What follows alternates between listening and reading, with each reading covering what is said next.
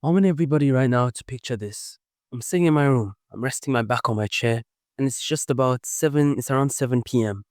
And I'm about to write a script for a YouTube video, and I'm asking myself, why am I doing this? Why do I keep making these videos every single time? I get these low views, maybe 10 if I'm lucky. Today, I'd like to share a few of the things that got me sitting right back here talking to you right now. The first thing was thinking in decades.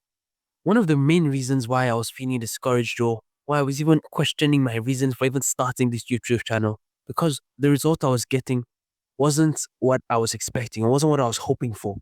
But when you step back from all of these YouTube analytics, what I found was that the solution was just to think in decades. Thinking in decades in the terms of, I just started like posting consistently, perhaps I think it was a month ago or so. You, Mr. Beast, Mr. Beast had, I think, just about 5 subscribers in his first year, 10, maybe 20 subscribers in his second, 15K in his third. So, yeah, but the point I'm trying to get at is it takes time. I'm saying it to you and I'm trying to remind myself as well because it takes time. Anything worth building takes a lot of time. Great things take time. So thinking in decades just helps me to step back and look at it and understand that right now, even though I'm not getting the results I want, over time, these things will build up and build up. So at the end of the day, I'll be a completely different person. And that leads me on to my second point. It forces you, creating this content I'm creating, forces you to grow and to do more. Because I say it all the time, making content every week is like sending a weekly update to your mentor or somebody that you respect. You want to make sure that what you're sending to them is something that is valuable, something that you're proud of, something you can beat your chest and say, okay, I did this week, this is what I did.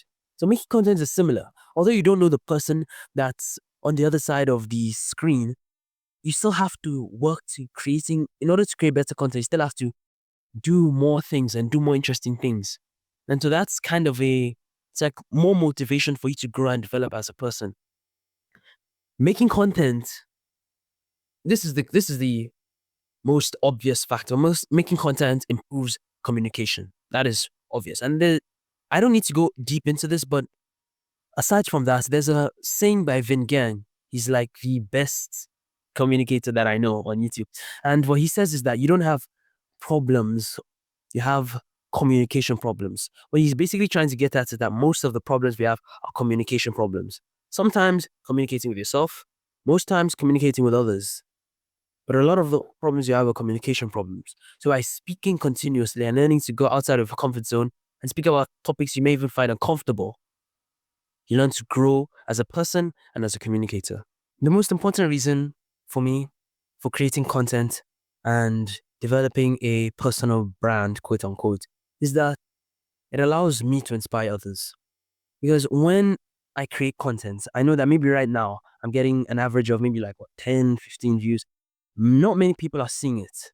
But over time, when I develop into the person I know I'm going to develop into, anybody that sees that end result and wants to achieve something similar can look back at this time and say, okay, and the person that I'm looking up to that has achieved so much of this, he started like this, talking to a camera, confused, not knowing the topics he needs to talk about, not knowing how to schedule his time, not knowing how to choose tasks or how to multitask or what to focus on or any of that stuff. It all starts with confusion. And if that point can just get across to like one person at the end of the day, if this content can inspire someone in the next 10 years, that when they see me able to do what I do, and they look 10 years down, like, okay, this guy that's doing this stuff was just like me and he didn't know what he was doing. And over time, he just tried stuff and failed and tried more stuff and failed. And he got to where he is now. That's how he did it. That was the process. But if you don't build it now, if you don't build a content brand now, there'll be nothing for anybody to fall back and look on. There'll be nothing for you to fall back and look on. So those are the 4 reasons why I'm back here. So to put it clearly, the 4 reasons that I'm back here creating content even with low views is I decided to think in decades. I realized that it takes a long time. I realized that creating content forces me to grow and to try new things so I can share and put on my content. It improves my communication and that it allows me to inspire others. That's why I do this.